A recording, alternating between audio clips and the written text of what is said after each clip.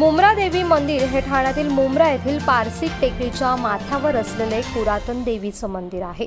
सुमारे 200 वर्षांपासून हे मंदिर अस्तित्वात असल्याची माहिती आहे। मुंब्रा रेल्वे स्थानकात उतरल्यावरती अवघ्या 10 मिनिटांच्या अंतरावरती आणि मुंब्रा बायपासवर अगदी रस्त्यालगत हे मंदिर असून हे मंदिर समुद्र सपाटीपासून अंदाजे 210 मीटर उंचीवर असलेल्या टेकडीवर आहे।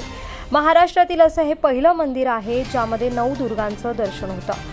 मंदिरात 9 देवींच्या मूर्ती असून या 9 मूर्ती दगडात कोरल्या गेल्या आहेत। नवरात्री दरम्यान या मंदिरात लाखो भाविक दर्शनासाठी या ठिकाणी गर्दी करत असतात। मुंब्रा या शब्दाचा अर्थ नवदुर्गा असा होतो। हे ब्रिटिश काळात बांधलेलं एक जुनं हिंदू देवीचं मंदिर असून सुमारे 780 पायऱ्या आहेत आणि ते 1500 फूट उंचीवरती आहे। एका आख्यायिकेनुसार स्थानिक लोकांनी टेकडीवर एक जळती ज्योत पाहिली होती। त्यानंतर लोक येथील नाना भगत यांच्यासोबत एकत्र आले आणि टेकडीच्या माथ्यावर गेले। मंदिराजवळ एक दिवा जळताना दिसला आणि त्यांना मा मुंब्रा देवीची मूर्ती आढळली। मंदिराची देखभाल भगत कुटुंब करतं। मंदिराचं अलीकडेच बांधकाम भगत कुटुंबाने करून घेतलं आहे।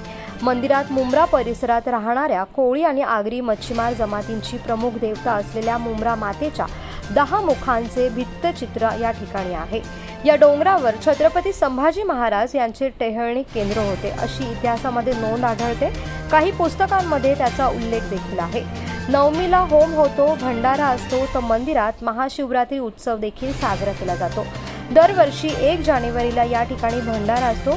कैलासवासी नाना दादा भगत आणि कैलासवासी रामचंद्र भगत यांनी मंदिराची सेवा केली व आता मोहन भगत हे त्यांच्या 3ऱ्या पिढीतील व्यक्ती देवीची या ठिकाणी सेवा करत आहे।